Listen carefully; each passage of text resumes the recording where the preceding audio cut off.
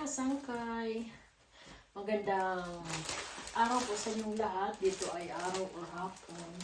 Ay, nandito yung asawa ko. Thank you.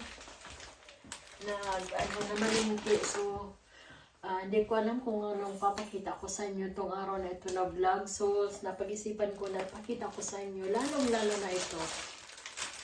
Ayan, ang ganda diba? Ngayon ay yung spring dito sa Germany. So maraming mga tulips ang mga binibenta ngayon. So tingnan nyo. Ang ganda-ganda ng kulay. Iba-iba yung kulay. So pakita ko naman sa inyo yung weekly na namin. Yung weekly na konsumo namin ng kaming dalawa ng asawa ko. So ayan, may isda. Yung luto na yan na isda. At saka dahil spring na, mayroon din akong yung salad, cucumber, yung salad gorke. Itatanim ko ito para mayroon tayo para sa summer. So, mahilig ako sa talong, kaya laging may talong pag namimili yung aking asawa. Ito naman yung cucumber, mayroon mais, blueberries, green salad, or itong tinawag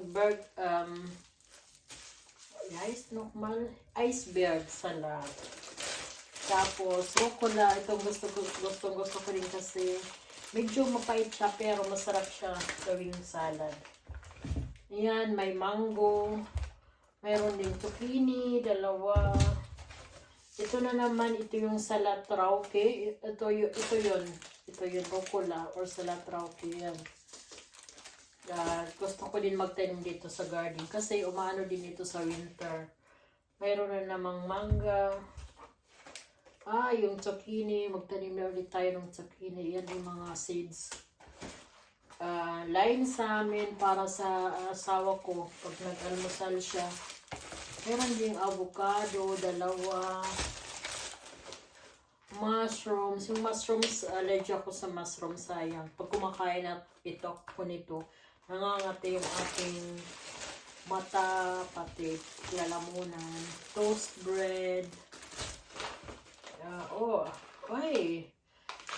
Meron green peas. Green peas pa itong tawag sa atin. Seeds. Oatmeal. Whipped cream para sa kapag nagkape kami, itong gamit namin. Tapos meron din dito strawberries. Yan. Hindi pa ngayon ng strawberries.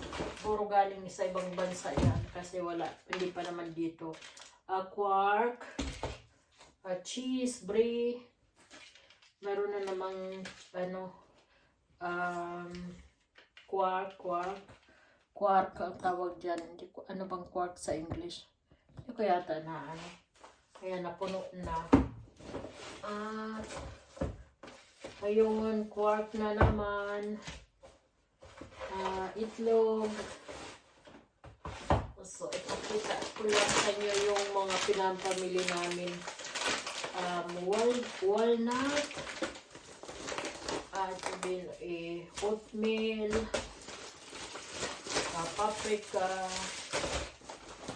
Tea. Mahilig kami sa tea. Herbal tea. Herbs. Kachoy nut, whipped cream, patatas, ayan. Tapos, meron din orange, yung peanut, yung may pa nito, may balat. Tapos, saging, may avocado ulit. At finshell tea. Ito yun ang tea. Para sa dishwashing machine. Yung pinaka-sabon niya. Yung tubs. Milk. Yung kong milk ay yung lactose free na milk. Milk din. Bumili yung asawa ko ng soup. Tingnan nyo, yung gusto ko yung may buto-buto pa. Tapos may kunting karne. Lang ito, 500 grams. Dahil ako lang naman ang kumakain. So, ayan. Milk. At saka ito para yung salt para sa washing, sa dishwasher pala. Yan.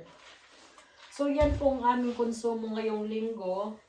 Ito ano lang naman ito yung pang-reserva kasi kunti na lang. Matagal namin ito kaanoin, yung gamitin, yung para sa dishwashing.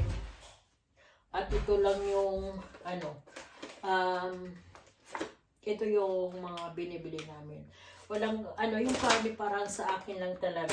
Isa lang. So, ayan po mga sanggay kasi yung asawa ko hindi po kumakain. Maraming salamat sa panonood at sana mag-ingat po kayo lagi. Ito yung i-share ko lang po sa inyo. Ang price po nito, hindi ko magkano. Nasabi ko kasi ang namimili sa amin. Hindi ko alam. Sobrang mahal na ngayon ng mga bilihin dito sa... yun lang naman dito sa Germany. Halos naman lahat kasi kahit naman sa atin sa Pilipinas, di ba, mahal na rin yung mga bilihin. So, yun lang po mga sangkay. Share ko lang yung aming mga pinamili. Yan hindi kami mahilig sa mga sa mga lata-lata or mga kumakain kami ng presko kung kung pwede lang talagang lahat presko yung mga dilata. Halos wala kami. At kasi nga hindi yan maganda sa ating katawan. Yung mga processed foods or mga yan kung pwede hindi kami bumibili. Meron akong binabili mga processed food kagaya ng mga dilata or pag namimili ako sa Asian shop kasi minsan namimiss ko din yung mga yung mga pagkain ba natin sa Pilipinas ba. Kaya pag minsan hindi naman monthly ako namimili ng mga Filipino foods, minsan every 3 months kasi mahal din naman ang mga pagkain ng mga Filipino foods dahil syempre dinadala pa yan dito sa ibang bansa ngayon dito sa Germany, so mahal na yung pagbinili mo dito sa atin. Kaya pero hindi naman ganun din, hindi naman halos kung tutusin halos pare-pareho lang naman dito kasi kaya lang siya mumahal kasi syempre sa atin mura tapos pagdating dito mahal na. Pero pag i-compare mo sa mga pagkain naman dito sa Germany, parang halos lang yun. Bukod lang sa mga ibang kagaya ng mga prutas, mga gulay, yun ay talagang mahal kasi presko na dinadala dito. So, yung ibang mga dilata, mga dito, parang ganun pa din. So, yun lang po mga sangkay. Yun lang po ang aking vlog for today. Sana nagustuhan ninyo. Ganito kami po mamili. Walang mga